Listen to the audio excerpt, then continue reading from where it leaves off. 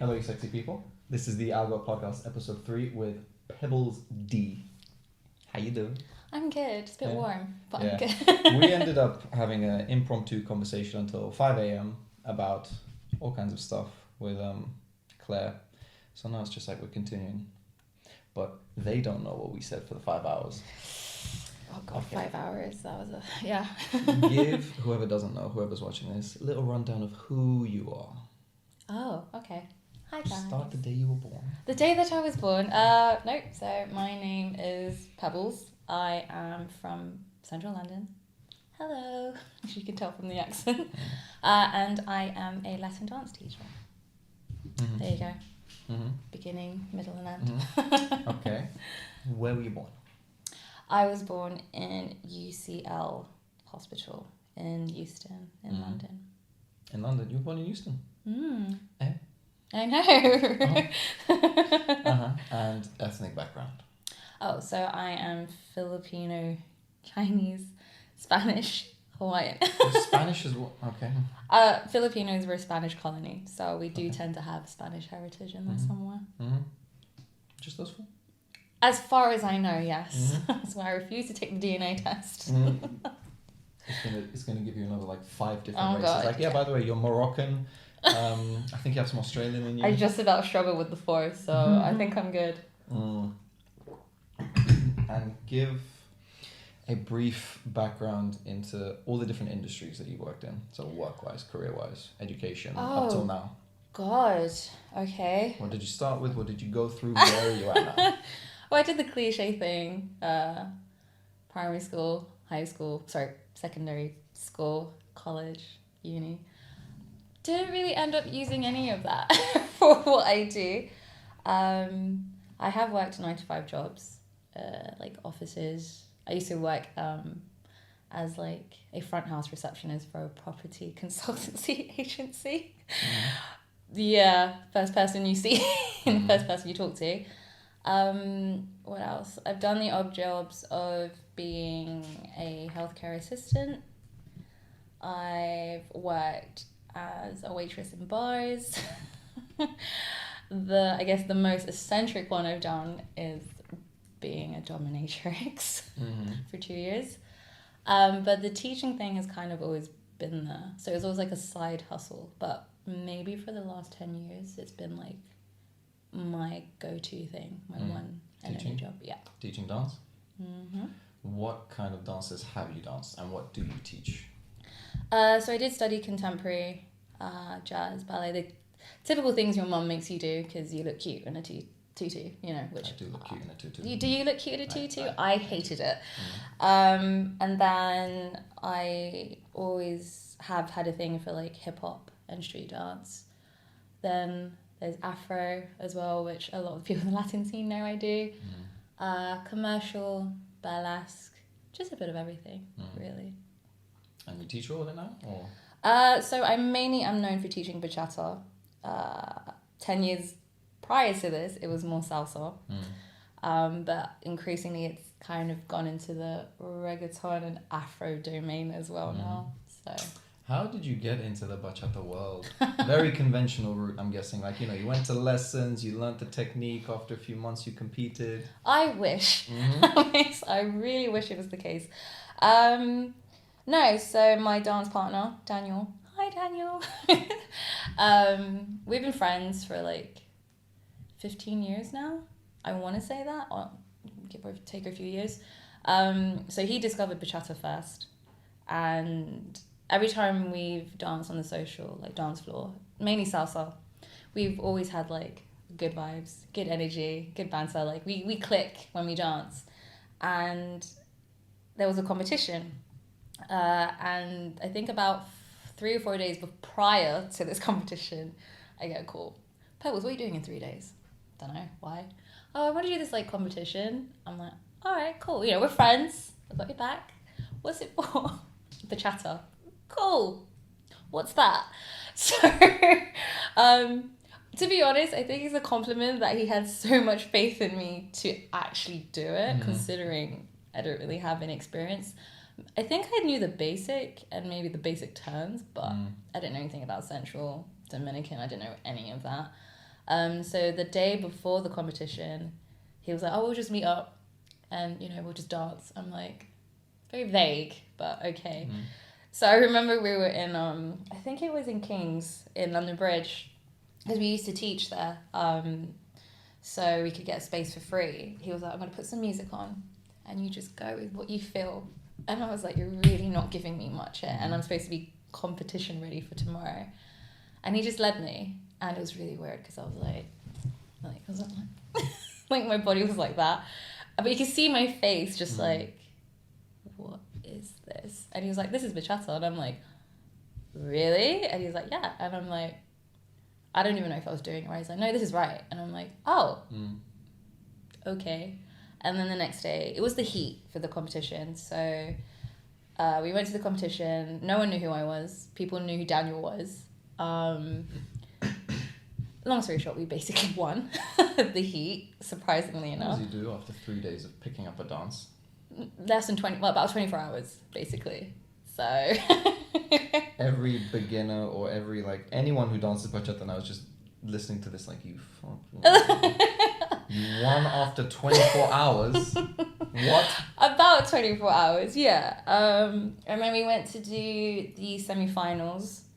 So that was 3 months later. So I had about 3 months to train. Yeah. I didn't get to take lessons though. I just one of the rounds was choreography. And so we had to create that. But we ended up coming 4th in the UK that year. So I only had about 3 months or so under my belt of dancing bachata. Mm-hmm. Oh, trust me, if I look at the videos now, I'm just like, I'm like, oh my God, I was so bad. But I guess obviously it's nice to see the progression. So that's how I got into it. It's not the conventional way, unfortunately. The people that you placed above, I'm guessing there were quite a few couples who've been training for a considerably long time. Oh, 100%. I think even one of the couples that came, they came second. I think they already had a championship under their name. So I think it was quite impressive that we even made it to the semi-finals, if I'm honest. Well, yeah, given the fact you even got through the first round. Yeah, I mean, we did end up doing the finals in Spain, in Salamanca, because the first two of the couples that came in the top 3 couldn't go. So obviously next in line had to go. Yeah, that was terrible. It was great, but it was terrible. Yeah, Daniel freaked out. Bless him. But it was good. It was fun. On the video of the competition, can we tell by your face what's going on? No. No? You had a poker face? Which is why I think Daniel chose me. Because even if it goes wrong, you can't tell with me. Because I'm a dancer already and I've done performances. We're kind of trained to be like that. So, but in my head I was just like, what is this? Just keep smiling. But yeah.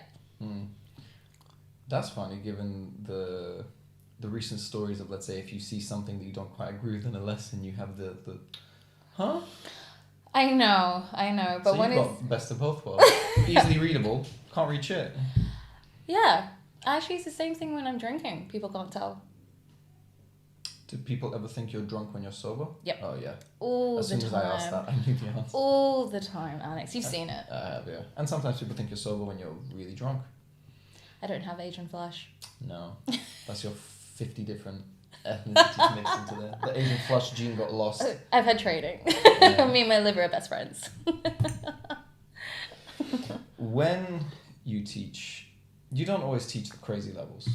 Sometimes you do. But you prefer the beginners and the improvers. I love the lower levels. Why? They're like your babies. Yeah, there is something gratifying in watching them progress and that you are kind of at the beginning of their journey.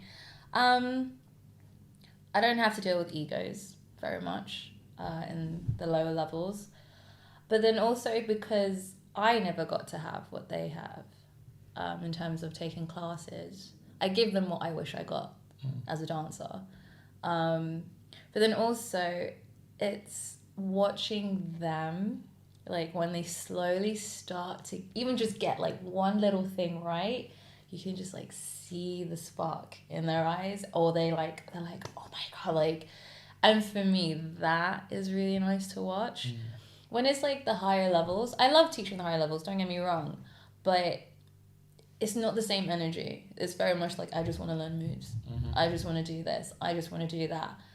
Don't get me wrong, they still have fun in my classes, but it's not as, I guess the word is pure or generic as like the lower levels. I was just thinking to say pure, yeah. Yeah. Unagi. So yeah, like, I give them things that I feel like a lot of teachers, sometimes we forget to give them in terms of like etiquette and not rules, but like standards of when it comes to dancing. What kind of etiquette? Let's say someone who's watching this knows nothing about dance. What kind of etiquette tips would people just sort of take for granted or not realize that they probably really should consider? Okay, so before you dance with a partner, any style, guys, your front right pocket empty, because it's a close contact dance. Obviously, we don't want her thinking, what is that, you know? Or I give her, not even just etiquette, but like safety tips as well. So like when, for a follower or a female, whichever you want to call them, when they're like in partner hold, I try not to be gender specific. Follower. If you're comfortable with the person, like your left hand, which should be on the back of their shoulder, is there, right? But if you feel like you kind of aren't comfortable, or like they're a stranger and you're not comfortable dancing with a stranger, it's not necessarily a creepy thing. All you need to do is just shift the hand in front of the shoulder. So you can kind of keep that distance between the two of you.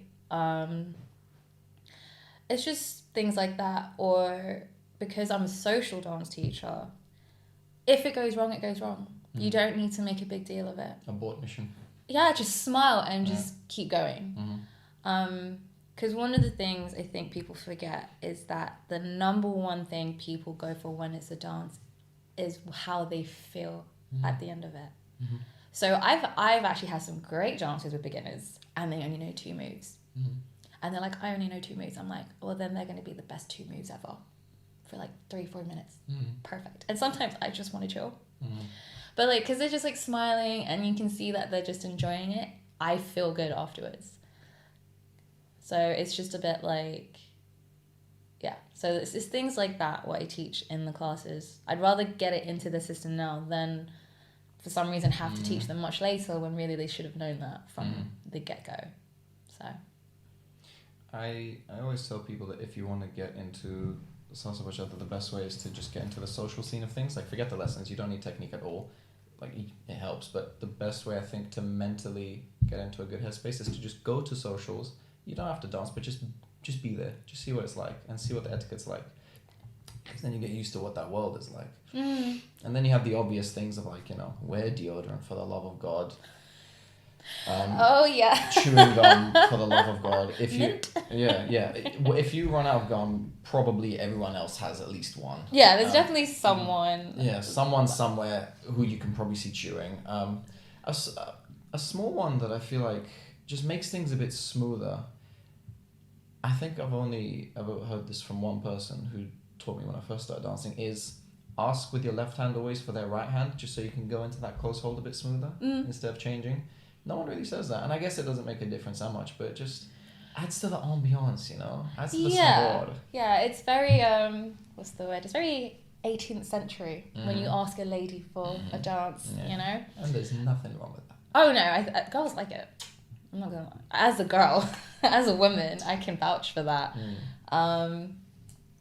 It's just, I think especially now, after COVID, those as little details that really should be told isn't as strong as it used to be. We were definitely a lot more focused on that. I say back in the day, like I'm super old. But like when... people probably think you're younger than me. Probably. I told Antonio, like, how old are you again? Oh, I'm 10 years older than you. 33. 33? I'm 34 this month. Antonio? She's 34 this month. Holy fuck. Yeah. Asian don't raisin. No, they don't. Yellow don't mellow. You thought I was like 26? You said 26. No one thinks you're 33. You probably forget you're 33. Well, I mean, like when I go out with people younger than me, like when we go to a You bar, blend in. I'm the one who gets ID'd, and Yeah. and everyone's like, she's the oldest. I'm like, Yeah. Sorry. I'm like, yeah, I Yeah. am, but So you can you officially have the pass to say back in the day. well, I guess so. Considering you've also been doing this for a long time, you started quite young. Yeah, they caught me quite. They caught me quite. Yeah, We're like a cult, They you know. inducted you soon. It's like a cult. Yeah, I think I kind of stepped into the Latin scene for the first time when it was like my first year of college, so like 16, 17. Back in the day. Yeah, pretty much like half of my life. That is half of your That life is as half well. of my life, basically. Yeah. So, yeah. Apparently I don't do things conventionally. No, you don't, and there's nothing wrong with that. Oh no, I don't have a problem with it. It's just funny. I took the unconventional route with dance. Not as unconventional as you, but quite unconventional. Oh yeah. Oh yeah. Yeah, it was like my first month was only going to socials and just looking at other leaders, and I had no basis of technique. I knew nothing, but I was just like, let me copy that, let me figure out how they did it. The first month, admittedly, this wasn't on me. The guy who taught me didn't really teach us properly, and like I already talked about this with him. He taught me the love for dance, which was the best thing he could have done, because I still have that desire now. Yeah. But the technique was horrendous. It was Yeah. non-existent. For the first like 6 months, I didn't even know what style of salsa I did. Oh, bless you. Because for people who don't know, you have three main styles. You have crossbody or inline, Cuban and Cali, but no one really talks about Cali. You have crossbody and Cuban. Crossbody or inline, you're supposed to dance in a line, yeah? He taught us the crossbody basic step, which is going forwards and back, but he taught us how to also rotate while doing it. So every time people are like, oh wow, do you dance Cuban? I'm like, no, I dance crossbody with a Cuban twist. Because one, I think inline salsa, I just don't like it. It bores me sometimes. It has its place. Everyone has their preference. But I like to take up the space, use the angles. But I still do crossbody technique. Just Cuban I get it. flavor, you know what I mean? I don't know any actual Cuban moves. I've never done a single Cuban lesson. That's the thing. I don't know, because I started with Cuban and Cali Yeah. before I learned crossbody. I like crossbody, don't get me wrong, but it gets a little bit difficult when I'm having to focus so much. I'm like, okay, he wants me to do a triple turn and quadruple turn. Like, I do tend to think a little bit more than I would like to in a social dance. Whereas Cuban, it's more of a vibe. Where It is. Yeah. I'm just like, it's not crazy, technical, I guess, in a sense. But it's just like, because I kind of think of like Cuban as like an elastic band. It has this kind of sensation.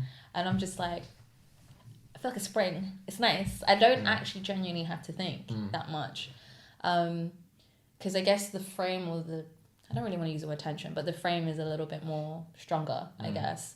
But yeah, so especially when I dance with leaders who I know love a good triple spin after spin after spin after spin, and I'm just like, I don't know if I want to do that for 6 to 9 minutes. It's exhausting as well. But yeah, I guess that's salsa on 1, should I say? Because salsa on 2 is actually not as bad. Especially because you don't really wear heels when you dance either, so that makes the spins even harder. No. You wear your spiked Converse. You wear the most anti-spin shoes there are. Might as well rock up in Crocs. I can do it in docks too. You can. You've It's seen gonna be more tiring. To be honest, no. Is it not? Like, everyone's like, how do you dance in the shoes Like, you that can you're do wearing? it, but is it not easier to spin on heels? Surely. It's all pretty much the same to me. But like, because I've been a dancer pretty much most of my life and performed a lot, I've had to wear like the most outrageous things. So I've gotten used to just like, okay, you want me to wear these and dance in them? Okay, cool. Yeah. And also I don't really tend to wear heels that much in the nights I teach, just because I need to protect my feet, because I do get stepped on quite a bit. And if I get injured, especially with my feet, then I'm technically not going to be able to work. That's true. Yeah, so yeah, that's mainly the reason why. And they looks cool. The dogs. Yeah. You've got the drip we established yesterday. It's a new word I learned this year. Yeah. The This Gen year. Zs, yeah. Yesterday. Well, I've heard of it before. Did you know what it is? I did. I had to ask a Gen Z and be like, what does that mean? Mm-hmm. And what's the other one? Riz Riz is the other one. Yeah, you got unspoken Riz, all kinds of stuff. See, I thought Riz was Rizzler. I thought it was just a short way of saying, do you have Rizzler? Nope. No one says Rizzler anymore. No? In Okay. my age, no one does. Oh. Riz is like game. Like Okay. you go up to someone, you just like pout, just like, hey. The smolder. Yeah, it's like, oh, she's got that unspoken Riz. Anyway. Yeah, kind of. Side Bit of a tangent there. When you teach with so I was in Central on Thursday doing a lesson next to you. You are the first teacher who I've ever heard to the student go, oh, you done fucked up, bro. You done fucked up. Let's do that again. How do you build that kind of relationship and create that kind of a safe environment for them to not feel bad when you do that, to be able to get away with it and have that dynamic? Oh, okay. I mean, I don't do it all the time. Obviously, I am very well aware of when it's okay to do that. Yeah. And I've learned the hard way as well, which I'm quite grateful for. Well, I don't know. I think it's because when I talk to them, I don't talk to them like I'm better than them. I talk to them in a way where they find me relatable, if that makes sense. So, like you're one of them. Yeah, and you know what? The thing is, I just have a certain set of skills that they want from me. It doesn't make me any better than them or whatever. But then I can also tell in terms of how they speak to me. You know, so I'm like, oh, okay, so you're actually comfortable enough with this. I've actually done classes where in the middle of the class I'm like, is it okay if I'm allowed to just kind of like use a cuss word right now? And then they'll be like, yeah, it's fine. And then I'll say it, you know. So especially when they've been with me since their very first class, we do tend to build, I guess, some form of a relationship sort of thing. Especially on a Thursday. Thursdays I find is my most technical day of the week because there's not many students, which means I can pay attention to them a little bit more individually. I mean, you saw me. I had like technically 3 different types of beginners. So I'm like, it was beautiful. You're like spinning 3 plates at once. I know. I was like, I'm gonna practice this. Okay, you guys, what do you need? Okay, do this. Okay, what do you guys need? Okay, do this. And the environment is a lot easier to learn because you take somewhere like Temple. It's a bar. It's noisy. There's lots of people. They're just really for fun. Yeah, no, that's true. But these places where it's just a lesson, at least the people are also more serious when they come. And also on Thursdays, they're not afraid to actually ask questions. And guys, you know what? If you're going to learn to dance, don't be afraid to ask questions. Honestly, that's what we're there for. We're providing a service. You're not going to get anywhere if you don't ask questions. So in terms of how I talk to them, it's just based on, it's just a vibration thing. I can tell whether they're comfortable with it or not. But I guess that comes with experience and time. I don't just do it to any random stranger. Yeah. They're kind of nice to meet you. You fucked up, go again. Yeah, I did like... And he obviously laughed and he was like, he's like, no, I did. And it's one of those things. So, yeah. And the big thing is to get them to be okay with fucking up because it's fine. Oh, beginners and improvers is the time to make the most mistakes. Make all the mistakes, especially like in social dances. Even if you're dancing with someone, regardless of your level, especially when you're that new to it, you make a mistake in a social dance, just laugh. Oh God, even the most experienced dancers make mistakes, but what makes them good is the fact that they just carry on. They brush it off. Like when I dance and I mess up, I'll just laugh. Yeah. We have a little giggle and then it's over. It's over so quickly. Yeah. Even the worst case, best case, you do something that doesn't quite work, you just continue with the dance. Sometimes if I do something that really messes up, I just need a hard reset. You just play it off. Like I'll do a move and it went so bad, I just freeze for 3 seconds and then boom, go again. But usually they know it's a joke. Like no one's ever been like... Oh yeah, no, 100%. Yeah, so it's I don't know, I guess people are just afraid to look like they're not getting it as much as what they think everyone else is. It's an ego thing. Oh, yeah. It's the same with any learning experience. It's the same with school. It's the same with learning anything new, especially because dance is a very like personal thing, and I always describe it as we're literally animals doing like a mating ritual. So if you get denied a dance, or if someone doesn't enjoy a dance, it feels like you've been denied a mate on some caveman level. You say a big part of why people enjoy lessons is also that what you see is what you get. Oh, very much so. What do you mean? What does that mean? Tell us. Gosh, this is a bit of a tricky one. So Pebbles, who isn't teaching, and then Pebbles, who is teaching, and then Pebbles outside of teaching, outside of the dance scene, it's pretty much the same person. I've never really been one of those people that if I go to a festival, I'm like, oh, you know, I'm an international teacher here, and I need to have this like certain thing of how I care about myself or a specific way of how I treat people. I'm pretty much like, nope, this is it. This is what you're getting. And if you like it, you like it. If you don't, you don't. It is what it is kind of thing. And I just think that's why people tend to be drawn to the classes that I do sometimes. It's just because it's just genuine.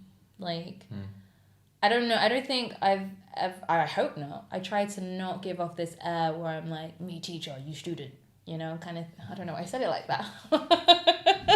It works. That is the vibe people give off sometimes. Yeah, and it's like I've actually had people come up to me and then like, you're really interesting to watch, and when you're teaching. I think I actually had this 2 days ago on Wednesday, and I was like, what do you mean? They were like, you can just see how happy and like how passionate you are about what you do, and you don't really see that now. And I was like, oh, that's interesting.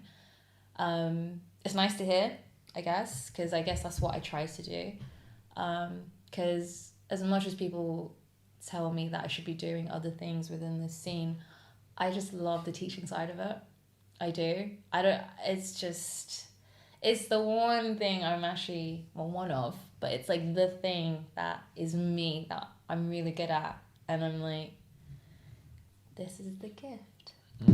Here you go. This is what I have to give. Yeah, exactly. So Pebbles, who does swear and make dirty jokes in the classes, is the same when she's at the bar or like meeting up with a friend. And I don't know, the thought of having to be something that I'm actually not, it sounds exhausting. It does. And I just don't feel like I'm being honest with myself in that sense. It's kind of like some teachers I've watched before, like when they're teaching something, a specific movement or a concept, and people aren't getting it, you can see that like why they're not getting it.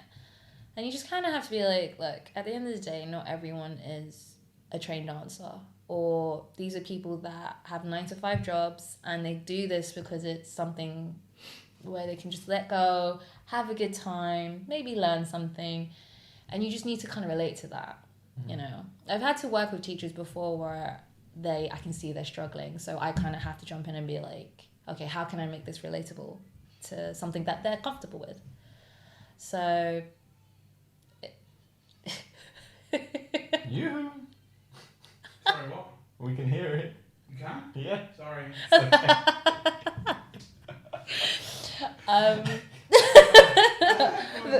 The way I did the side eye, I was like, a bombastic side eye. So yeah, that's kind of what it means when I say what you see is what you get. Pretty much. Was there ever a time where you found yourself trying to be someone you weren't? Probably. Maybe when I first started. Back in the day. Yeah, like we're talking when I was like 18.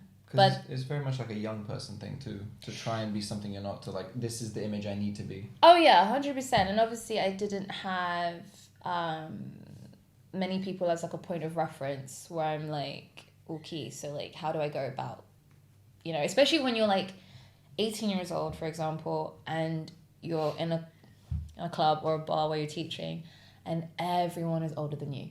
Yeah. And you're like, oh God, I have to be this like authoritative. I'm young, I can't act young. Yeah, like, you know, I have to act like I know what I'm doing kind of thing. And it's, so yeah, I definitely know how it feels to like try and be something that I'm not, or what I think is expected of me because of the situation. But obviously now that I'm in my 30s, I don't really have that problem. Was there ever a moment where you caught yourself trying to be something you weren't, and you went like, whoa, let's bring this back? How did you go from trying to be something you weren't to just being who you are then? Was it just so gradual you didn't even notice? I think so. I think Because when I first became Daniel's partner, I was very much like a piece of seaweed caught in the waves. Like, I kind of just went where the waves took me. Like, Daniel did all the bookings. He's like, Pebbles, are you free this day? Be here at this time. This is what's happening. I'm like, all right, cool. Like, sort of thing. So yeah, I think gradually it just kind of came on and I didn't notice it. But then when I was younger, I wanted everyone to like me doing what I do. But as I got older, it's a bit like my teaching might not be for everyone, and that's okay. It's like, for example, you get the very stern teachers. They're not necessarily bad either. People like that tend to be better for some people because they prefer that. So it's just, we're more like an acquired taste. Depends on what your tastes are, basically. But yeah, I don't think I've ever really thought about it. I think it has just gradually come on as time has gone on for me, really. I just don't question it. It just is what it is. It is what it is. What you see is what you get. When did it start? I don't know, but it is now. Yeah, I mean, in the beginning, when I said that I was kind of very caught like in the waves and kind of just went with it, when Daniel's daughter, well, just before she was born, I knew Daniel wasn't going to be around very much. So that's kind of where I had to kind of be like, right, let's look at this properly. So Daniel wasn't going to be around much to do a lot of stuff. So I was like, so what do I want to do with this? And then that's when it kind of started to get serious. And that's when the Pebbles brand kind of started to come out. Because we have an identity as Daniel and Pebbles, or the Crasians, whichever you prefer. The Crasians. It's the nickname people gave us. Crazy Asians? Yeah, pretty much. It's very self-explanatory. Have you met me? I'm obviously the more crazy one, apparently. Yeah, so I kind of started working on getting bookings for myself, or at least having some form of a separate identity. So, which is evidently like what it is now. So people do know us as Daniel and Pebbles, but we are also known as very separate brands as well. For the people who are new to dance, probably post-pandemic, I don't think most of them know you as Daniel and Pebbles. I didn't. You just knew me as Pebbles? I genuinely had no idea he was your partner. I mean, admittedly, I've never been to both of yours' lesson. Yeah. And I've never really spoken to him, but I've only just known you as Pebbles. You're like the equivalent of The Rock. We're not related, by the way. Just saying. Not some distant baby cousin. But no, I never knew it was Daniel and Pebbles. When you told me, that's the first time I heard it. I was like, ah. Yeah, when they're like, oh wait, Daniel's your dance partner. Yeah. I have been getting that a lot since after COVID. And that's an interesting wordplay as well, because you've made such a name for yourself now. If you were not known and he was like up there, they would say, oh, you're his partner. But no, he's your partner. That's an important little distinction. It is. I mean, there are some artists out there who get very hung up on the whole, like, oh, it's the guy's name first and then the girl's name first, like, all this sort of thing. And it's just a bit like, that doesn't really matter. Like, for example, Daniel and I have that. Daniel's name comes first, you know, but... I think it also just rolls off the tongue a bit more. Yeah, Pebbles and Daniel. Pebbles. So yeah, even I prefer Daniel and Pebbles, you know. And it works for our logo. Our logo, if you take the first letters, we've made into a treble clef. Oh yeah. Yeah, that's nice. That's our logo. I thought you were gonna go a different route with that. Use the initials for something else. No. Uh-huh. But yeah, I think. But the reason why is because even when I'm not teaching, if I'm in any like vicinity within vicinity of anything Latin related, especially with dance, I'm technically a walking product. So if I'm out like at a social sort of thing, I am people like the people who obviously know me from before, they know me as Pebbles from dancing, oh, she's a teacher kind of thing. And this is another thing, is that we are technically a walking brand. So even when I go to an event I'm not booked for and I'm there, I'm still a product. I'm still like, oh, Pebbles is here, or like this teacher's here, or whatever. So yeah, it's quite funny that people call Daniel my partner. I've actually never really thought about it like that. It's quite interesting. Thank you for making me aware of that. Actually, Oh, okay. very appreciative. It's like a little What is it? Just a sign that you've come a long way. It's a little indicator. It's like a concrete thing. Yeah, I've had moments where I'm just like, I've definitely cried a couple of times where I'm like, I've actually done this. It's insane. Yeah. It was all you. Yeah. Yeah, definitely. So. We're going to shift gears a little bit. Okay. Yeah. This is where it was coming. This is where the title of the video, people were like, what? So. Hello. You used to be a dominatrix. Yes. What is that for people who don't know? Oh God, there's so many ways you can explain this to someone. I guess when I explain it to people, I explain it in a way where it's just very basic, simple terms, because there's no point in like getting very intricate about it. We provide services to clients where I guess the roles are switched. So I guess in basic terms, we're the ones in charge. And they come to us to fulfill whatever requirements they want. I'm being very careful about how I word this right now. It's not necessarily a sexual thing, which a lot of people do tend to make the mistake of. It is, I look at it as a form of therapy for people. A very extreme way of therapy, but therapy nonetheless. Sometimes you need the extreme. Sometimes you do. Sometimes it's the only thing that's going to get through to you. Yeah. So that's how I would somewhat describe. I mean, the term dominatrix is kind of in there. Yeah. Yeah. But and some people just genuinely don't know what it is. We're paid to be dominant. That's what it is. What are some of the misconceptions people have about what it is? So you mentioned one is that they think it has to be sexual. Yeah. So, you just get paid to hit people. That's one I get a lot. That's usually one of the first two questions I get. You're getting paid? I just do it for free. Well, you heard it. Hey guys, you told me. I'm a peaceful person. He says. No one's really that peaceful. So that's another misconception. This whole like, oh, so you just wear leather all the time, and there's this very like glamorized version people have, which obviously I guess is from what they see on TV and movies and stuff about us, but we definitely have a lot more depth with what we do than people realize. Sometimes for some doms it is very much that, it's very black and white. Obviously I guess in this conversation I'm going to explain how that works, but yeah, there's the main two is usually that, like, oh, you just get paid to beat people, and the other one is, oh, do you like have sex with them? And it's like, no. The thing that comes to mind as you were saying that was Mr. and Mrs. Smith, when she's on that. You've seen the movie? Yeah, I've seen it. When Angelina Jolie, she's a female hitman assassin thing, there's this one client she was trying to assassinate. She's up in the leather outfit, she has the thing. Yeah. She's like degrading him, physically beating him, and obviously she kills him, but that's not part of it. Unless you've we don't kill people. Unless you've had some really, really strange requests. Yeah. Yeah, that's the idea that comes to mind. But there's layers to it. Like, there's even a financial dominatrix where it's not sexual at all. Yeah, where it's that literally... seems like a pretty cool job. It's literally like, here's my card. I just kind of get off or enjoy just watching you spend my money. It's a thing. There is a fetish for almost everything. Yeah. And it doesn't really require anything sexual.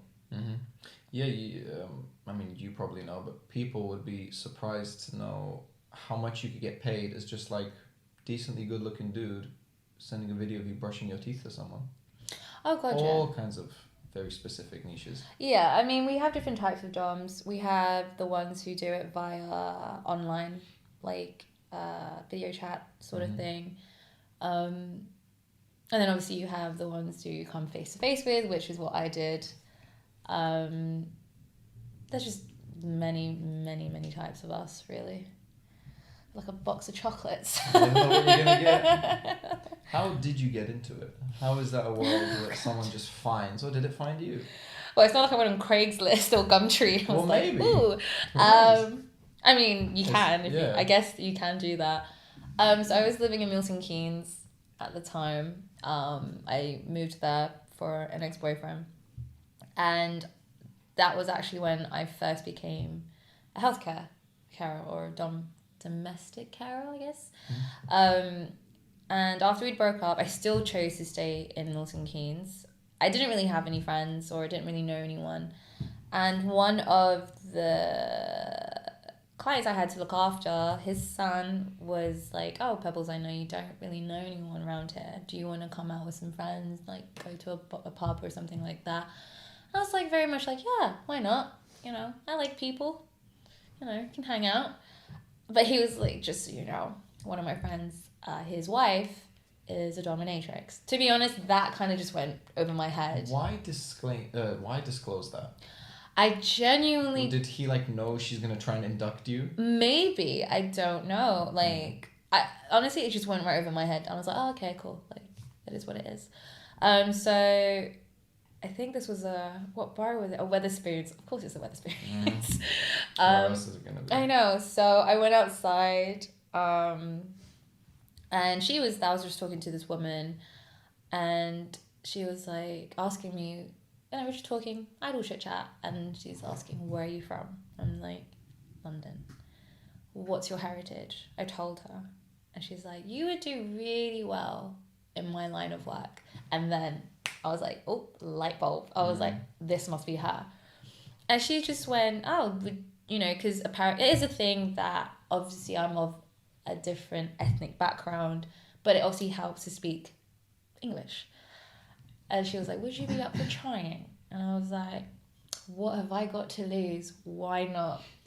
And then, yeah, we arranged time to like meet up. She kind of like talked to me about how it worked, how we would go about of inducting me into that world sort of thing, and ended up doing it for like a couple of years. Yeah. During those couple of years, because you just got out of a relationship before you got into it, was that something you were open to, or was sort of accepted it maybe not on the cards for now to get into another relationship while you're doing this? I mean, I dated guys like during it. I was very upfront about what I was doing, and obviously a lot of like it's kind of one of those things where some guys find that really sexy, and then some guys will just be like, oh, because you know they want to be the so-called masculine one in like the relationship, or their lack of understanding of what that involves. They're a bit like, oh, so she's doing this kind of thing behind my back, when in reality it's not like that. But yeah, to be honest, the relationship I had before that was quite abusive, more emotionally abusive than anything else. So when I said yes, I was just like, you know what? Now's the time to try new things. Not quite what I had in mind, but you know what? We roll. Yeah, we roll with it. We move. And it's not exactly like, you know, I have a contract where I have to stay for a certain amount of time. I'm like, let me see. And if I don't like it, then there's nothing wrong with me walking away from it. It's a lot more respectful and filled with consent. Sexy consent. Because consent is sexy. There we go. And that is very much like our banner in the whole dom world. Everything has to be consensual. That's how it works. When you got inducted, what's the hierarchy of how it works? You have like a big boss. You have the not the minions. What are they called? The disciples. I mean, technically, her name. Well, we classify our boss as the Madam. Such a cool name. I mean, it's like the final boss in a game. Sort of. Reached the Madam. I mean, it's very similar to, I don't know how much you know about like Japanese culture, but like with geishas, they have. Oh, okay. So they have something like that. It's very similar, I guess. In a way, being a gay, like that kind of culture is not a form of being a dom, but it's very similar worlds. Yeah. So the one in charge is our madams, and the rest of us are just basically doms. Her herself is a dom, but she's the one who has trained us. She's the one who's like brought us in. But yeah, that's kind of how it works. And obviously then we have all the submissives. How does someone get to the madam status? Do you have to like work up through the ranks? Do you just get there? Is it promotion based? It's what is usually it? when you go off on your own Hmm. and you kind of start your own little beehive, should I say. Ah, so it's like if you're a videographer who did everything working under someone and then you just start your own school. It's a bit like that. What did you say the name was? So you have the madam and the people underneath are... So then you have the DOMs and then you have the subs. Subs are also part of it? Yeah. Part of the hierarchy? Mm-hmm. Ah. And then you have the clients. Yeah. Yeah. Interesting. Doms are called Dominatrix. Says subs are just submissives? Yep. The thing is though, with the DOMs and the submissives, sometimes it's a very thin line because you do get DOMs who will switch. So switches are also involved in that hierarchy. So they're kind of like that crossover line. They bridge the gap between the DOMs and the subs. Yeah. Okay, so you're very upfront with the people that you dated. Some were all for it, some were like, not my thing. I'm guessing you probably, or maybe you didn't, but did you have any moments with guys where they would try and shame you for it? Like put their own moral view on it and sort of try and put it down? No. Good. Even if they did, I think they were probably too scared to, based on what I did. I don't know. This is... That's the Pebbles effect. This is all a guess, to be honest. The sheer energy you radiate. I mean, I've had guys who say they accept it, but then are embarrassed when their friends find out and then they start asking me questions. Yeah. Which, I'm like... I'm never mad at these people because I'm just like we obviously have very different views or experiences or how we perceive the world kind of thing. So you're entitled to how you feel and your opinions about it. But that's not going to necessarily change it for me. And I can't help if people find out or if I'm very open about it and people want to talk to me about it. So. What advice would you give for people, well, I guess for guys and girls, who are potentially dating a dom or have a partner who is interested in becoming a dom? Like, what should they know about it? I guess they need to understand that it's a lot more structural than they realize. It's not just like, cool, we're gonna do this, let's go. There are steps leading up to that. So, you have to have meetings with clients within a safe environment to discuss what it is that you like, what you're both getting out of it, Like a vetting kind of process. thing. Yeah, it's very much like that. And the number one thing is that unless you genuinely have a partner like that, but it's not genuinely like a sexual thing. It's not like, oh, this person is doing it so they can do things behind your back.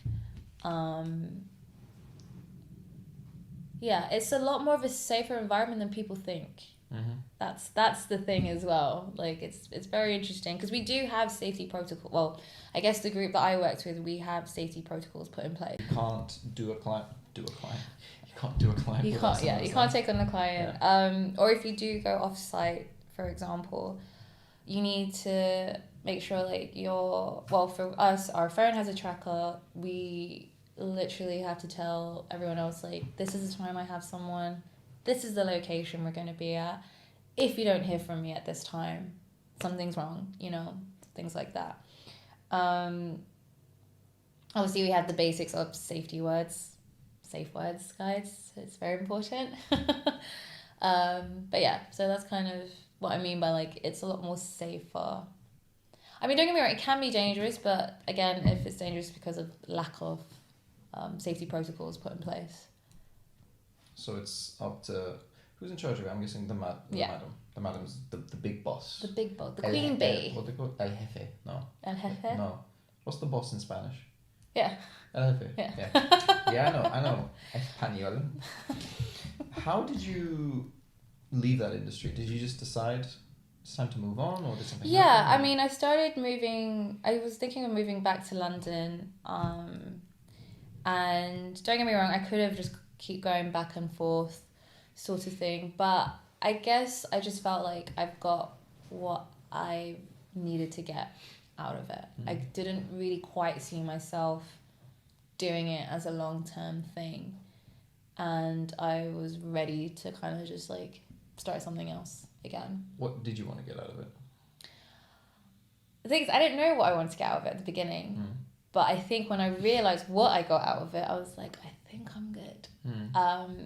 And it was, what I got out of it was more of what I learned about myself as an individual, but then also as a woman, and what I've learned about people, which is quite interesting. We're gonna dive into that. I'm sure we are. We're very much going to dive into that. But yeah, so I felt like maybe that's why it became a part of my life, because then that's what I was supposed to get out of it. Because believe it or not, guys, it has actually helped me with the teaching. How? I don't know. Again, I don't really pay attention very much to like the end. Well, not consciously anyway, but the energy I have when I walk into a room, for example, or whatever. But I don't know. I've been told that you can feel that very strong, like. You can. Yeah. Oh, can you? Okay. You It's not a myth. You have a presence. You're not lying the to me. Pebbles effect is real. Yeah. But then also, especially like when you're dealing with adults, or even when I've taught younger people, you need to know how to maintain control without losing control. So it's little things like that that's helped. What sort of techniques, for example? In terms of body language, like how I actually carry myself, the tone I use with people, micro expressions like looking them in the eye, because people don't like to look people in the eyes. You know, you kind of look away immediately, don't you, if you see that someone kind of catches your eye. It is just very much that. It's just body language, how I talk to people, and tone, where people are like, you know, or even if some people are getting really rowdy, and the moment I stop talking, everyone's like. So it's little things like that. It's just knowing how to change the dynamics if it starts to get out of hand a little bit. It's not easy, but I do have training, so. It's an acquired skill for you. It is. What was some of the most... Were there any common requests that people used to make for your clients? Like a trend? Yes. Oh, yeah? I don't know why I'm laughing about it. So the madam that we had was very smart. She had 3 girls working for her, including myself, and we were all very different, which means even though we had the very basic skills that we all had to learn, we had specialties as well. So I'm not Japanese, but I am Asian. And it's that stereotype of, okay, so she's an Asian girl, so, I would really love to be, like, tied up by an Asian girl. So my specialty was shibari, which is rope work. All the other stuff, like spanking or tickles or whatever, like, we all have that. But then we have our specialties as well. So even the way we look as well. We had one girl... basically looked like a Victoria's Secret model, tall, blonde, gorgeous. Then we had another girl who was a little bit more on the curvier side, and she looked like Betty Boop in a corset. And then we had the madam who, she's married with kids. She kind of had that MILF kind of thing about her. Nice. So we all were very different. So yeah. For people who don't know, what is rope play? So shibari is, oh god, I feel like I should have brought one so I could just show as an example. It's just an intricate way of tying knots, essentially.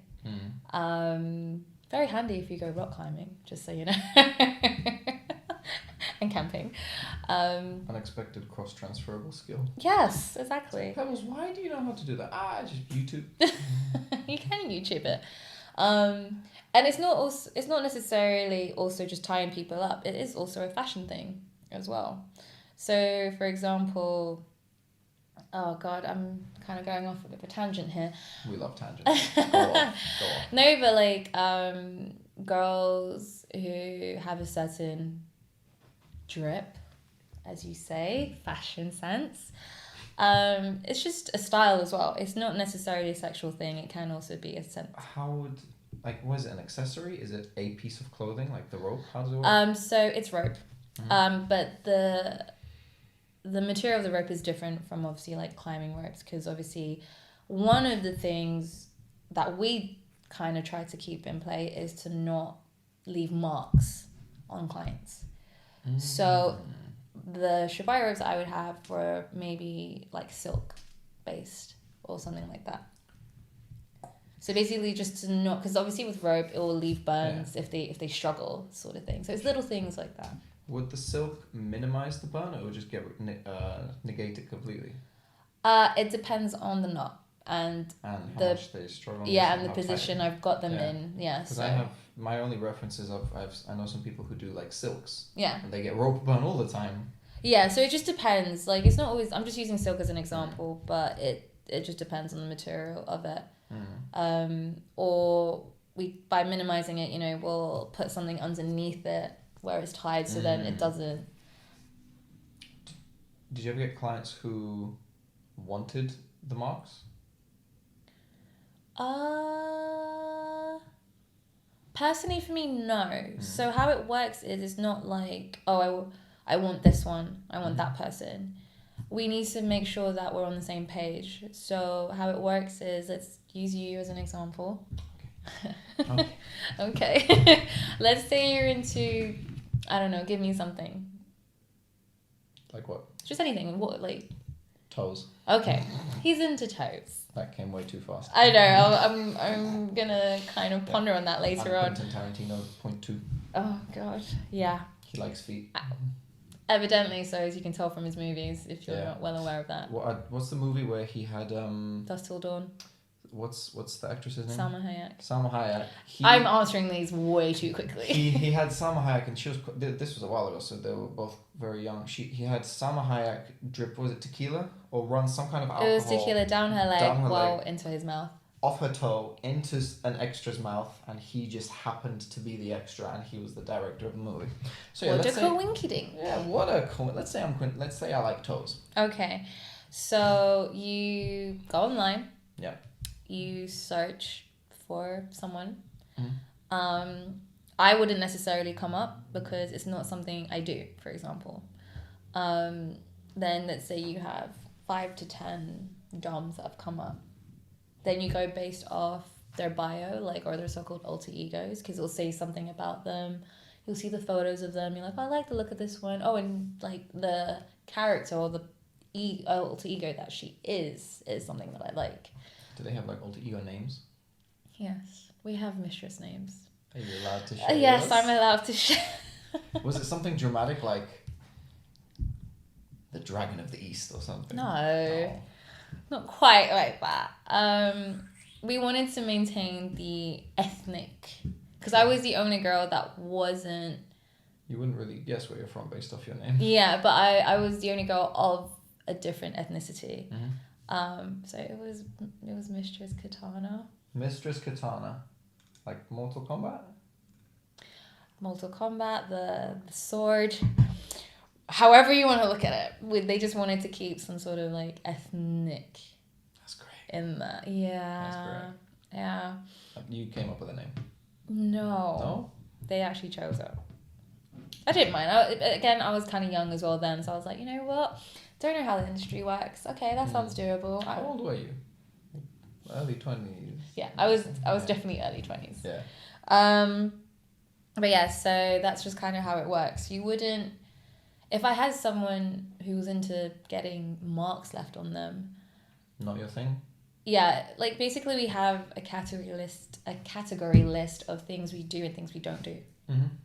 So, or like even if I did do something that you wanted, maybe like the connection wouldn't be right. So obviously that would change. You'd probably go to someone else and that's one of the fun sides of being a dom, is that you get to choose your clients. They don't choose you, you choose them. It seems like there's definitely a misconception of you are subjugated to whatever the client wants. You have no rights, whatever. No, not at all. Mm. We get to choose.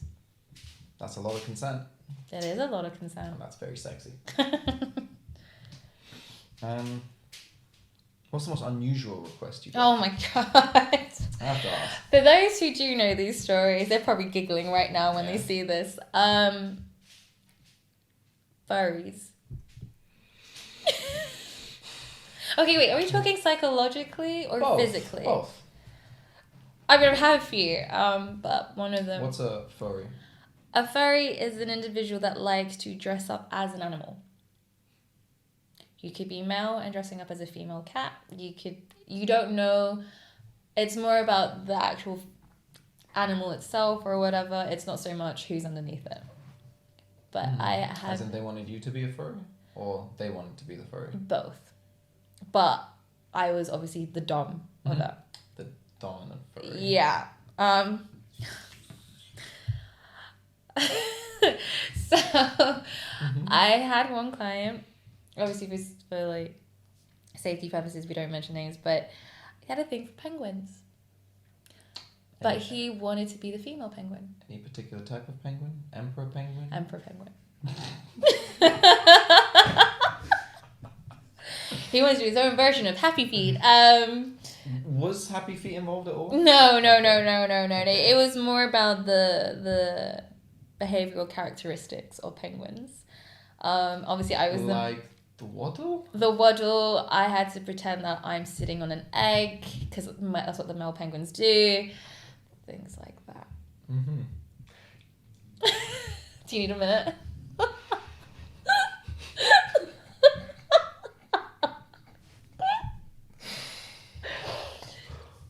Did you... Did I what? Go on. Did I what?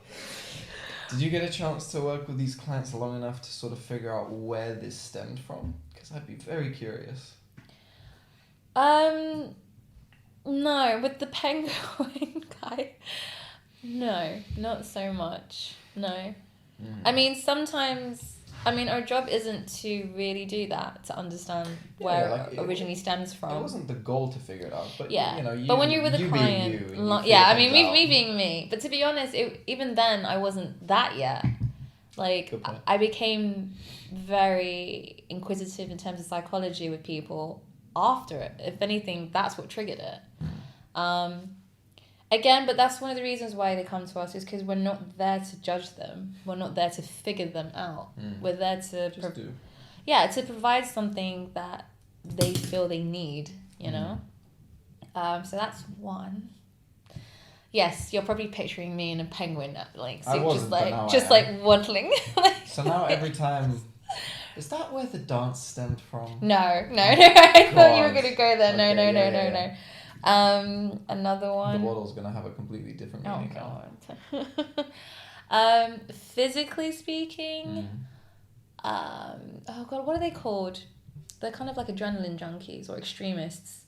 So I had one client that was very much into piercings. Obviously, I have training in healthcare and first aid, so I'm actually qualified to handle medical equipment. Yeah. But he does things like ever since his wife died, like he would go like rock climbing, like to the top of it, like do really extreme things. So it kind of made sense that he needed to up that even more. So he was just really into like surgical staples, surgical needles, penetrating the skin. Fun fact, you don't even need to do that. Again, it is like a psychology play. So like, for example, I'm just getting a little bit graphic here, but let's just say I'm holding a piece of skin and I don't actually pierce it, but I do the motion, but psychologically, because he can't see it, he feels like, oh, like I've actually done it in a sense. Psychologically, because he can't see it. Yeah, but like because he's already in that mindset, and he's already had a couple of that I've done already. Sure. But when it's the more sensitive areas, like the nipples. As in you still like press it so he feels it, but you don't follow through? Yeah. Okay. Exactly. So you make contact? Yeah. I thought it's like you just pretend. No. They can see the needle and I'm like, you know. Yeah. So I've done things with him where it's like, so you know what the back of a corset looks like, right?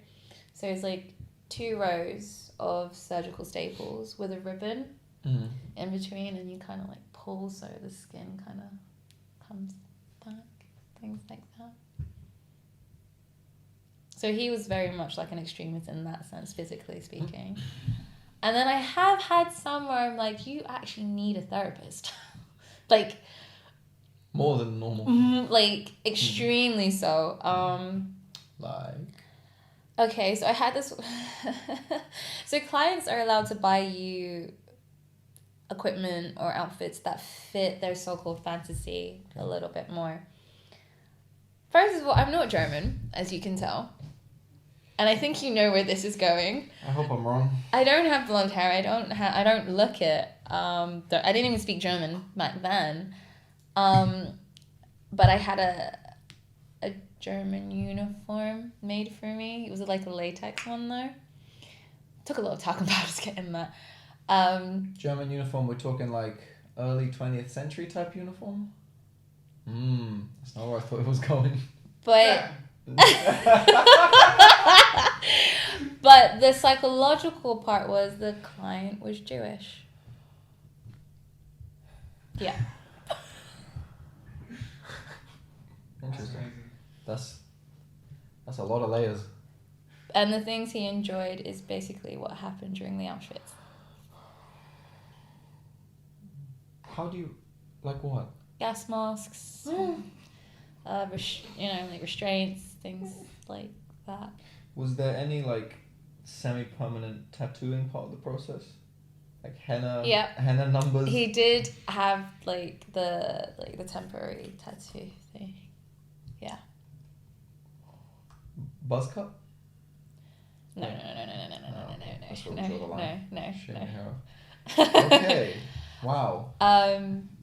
The good thing about the job though is that you get to choose when you see your clients. So it's not, people don't understand, people don't realize that it actually takes a lot more out of us than they realize being a dominatrix, psychologically speaking. Obviously. So like for example with that client, I would only maybe see twice a month.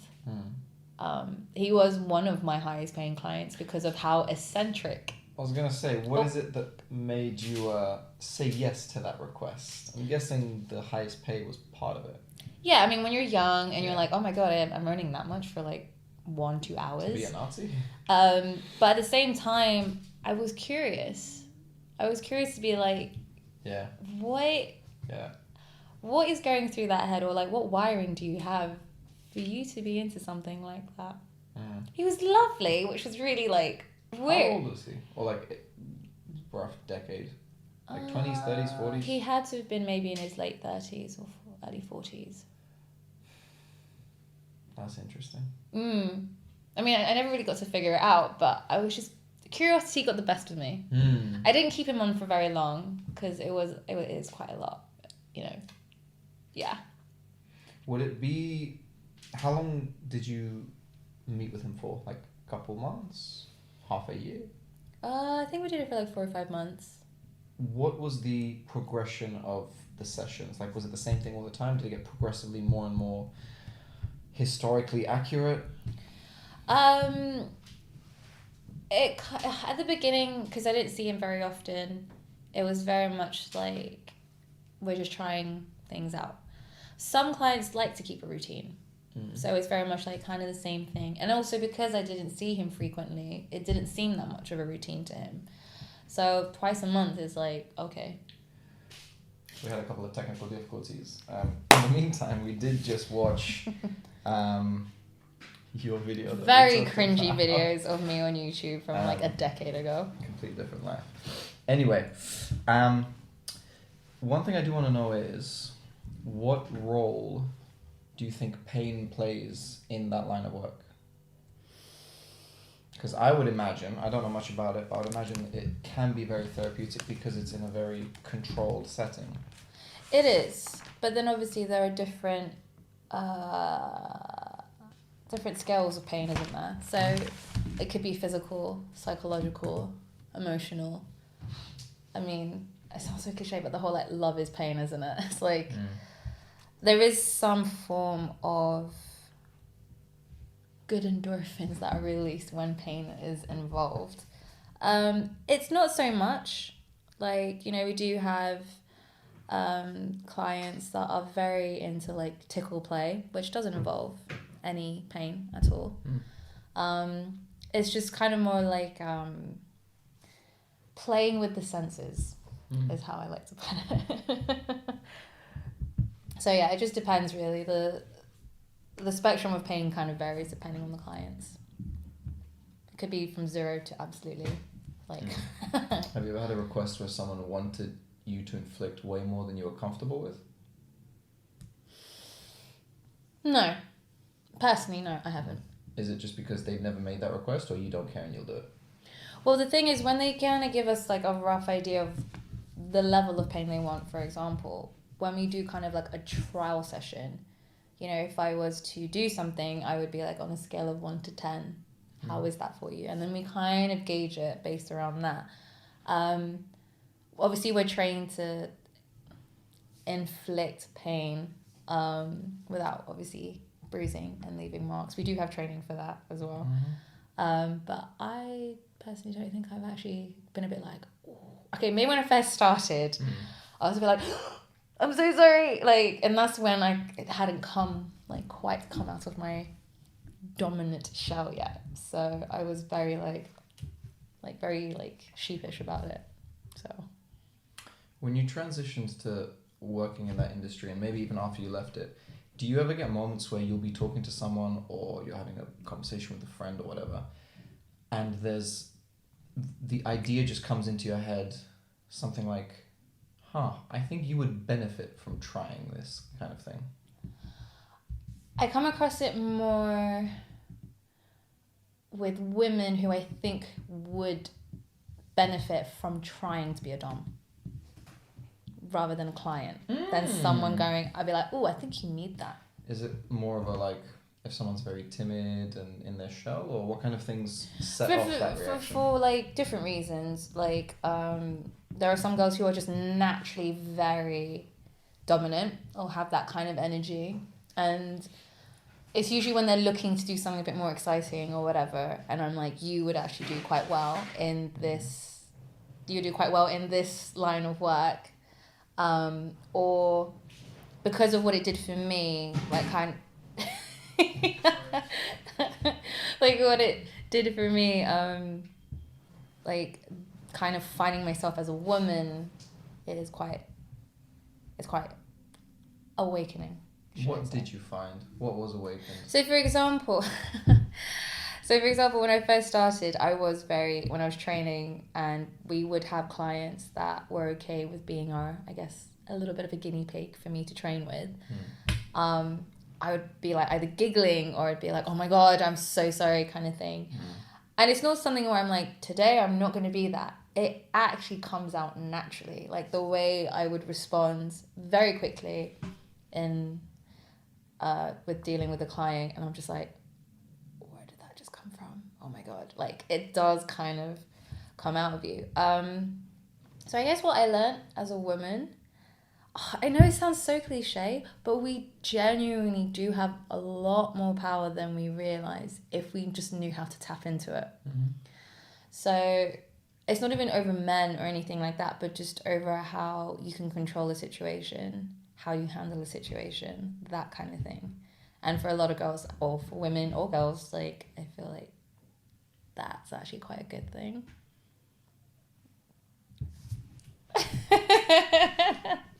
Is there any moment that immediately comes to mind of you came so much out of your shell, or you adapted to this work so much where it was the biggest surprise that you remember?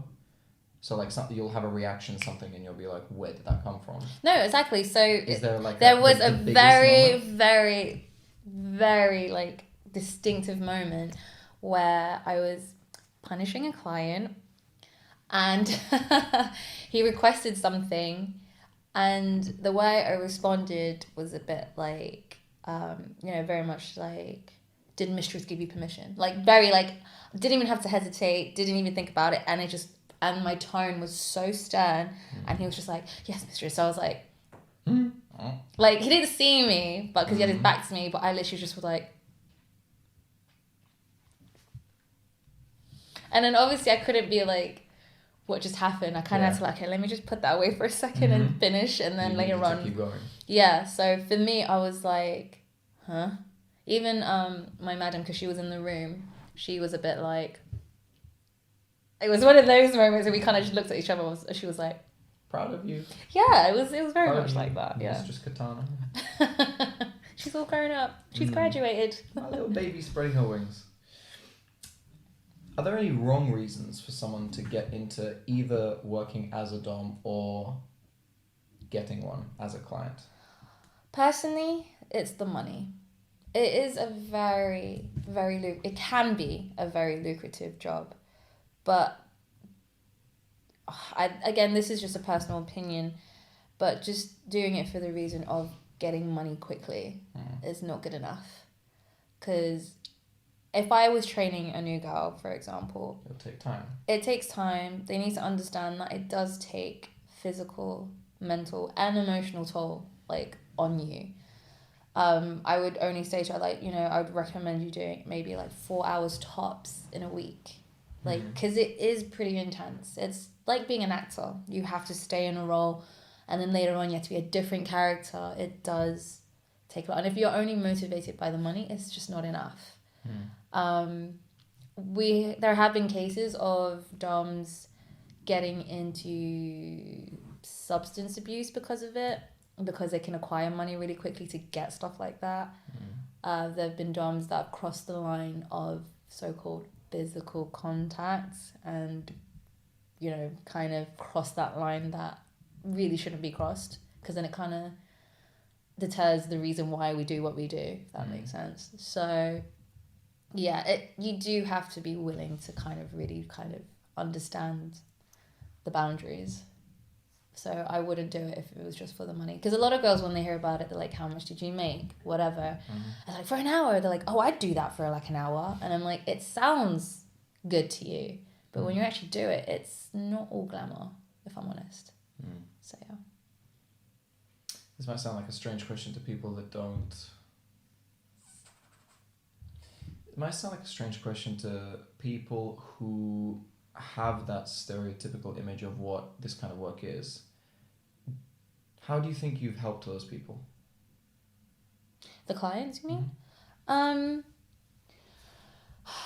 mean, for me, I know what it's like to have certain things I like or dislike, or that I think that I feel like most people would judge me for.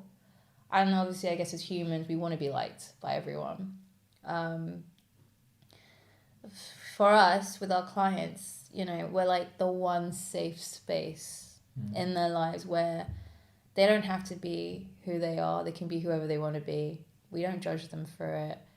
I've had clients who have spouses or partners or whatever, and you'd think they'd be able to go to their spouses for that, but I guess it's like a very, very deep part of themselves that they feel like they can't share with that. And it's almost kind of keeping them grounded in a sense. Like, yeah, we do get the cliche very alpha male CEO types, and it's the one time they don't have to be that. So in a way, yeah, we maintain the balance in people in a sense. So, and they just feel accepted for it, which is okay.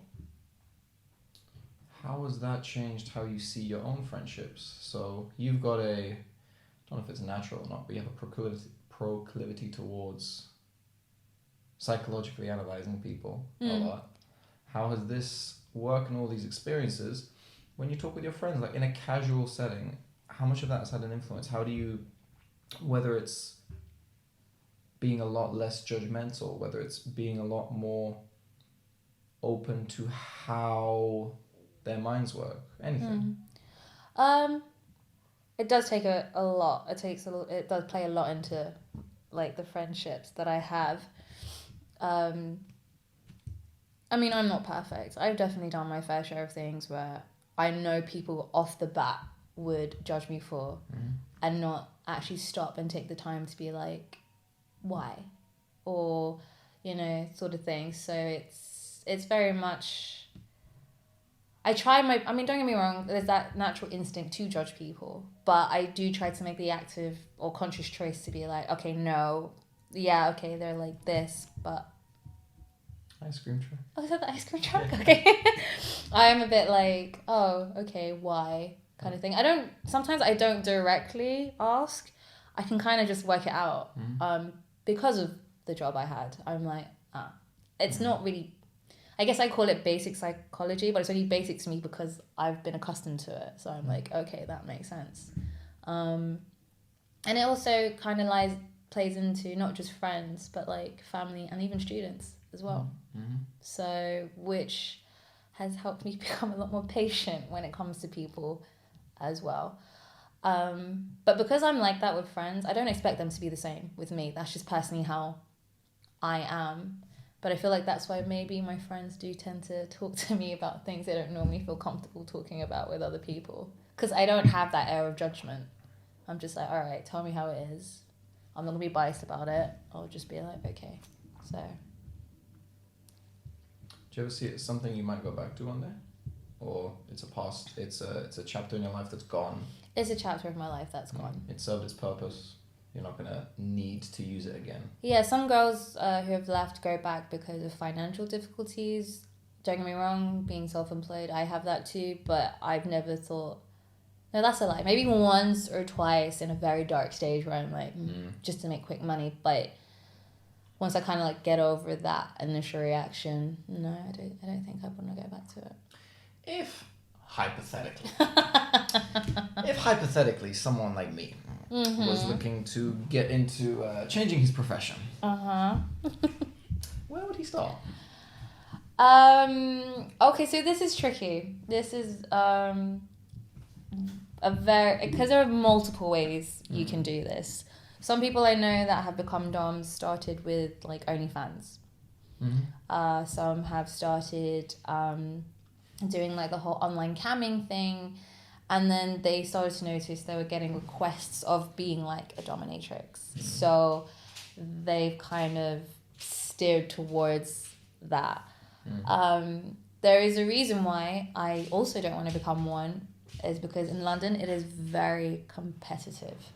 And to have the kind of security that I had in Milton Keynes, it's very expensive here. So, for example, a lot of DOMs do it in their personal homes. They have a room that has specifically been made into a dungeon for their job. They dungeonized it. Their chambers, should I say.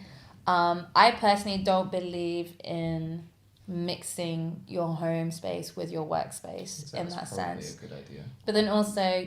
You don't know people. Something could trigger them to, let's say, go down the dark side, and they know where you live. It's very, you know, like, it's a lot. And to even just rent a space to always be used as your dungeons or your chambers is expensive to rent here in London.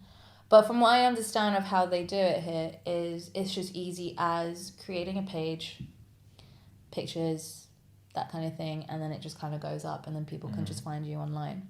So there are multiple ways of doing it, but it's an investment at the beginning, because I've had one girl, she went down that road from doing kind of an OnlyFans thing, and then she started asking me questions about the doming thing, and she was like showing me pictures, I'm gonna buy this. Personally, if you're gonna do it, you have to commit fully, and that means buying the legit equipment. Like, she was looking at things on Amazon, and I'm like, in Milton Keynes we had a room that was specifically made for our whip master. So he handmade every whip we ever had, and you know, they're not expensive. They're not cheap either, because the material is real, you know. So it does take a lot of money.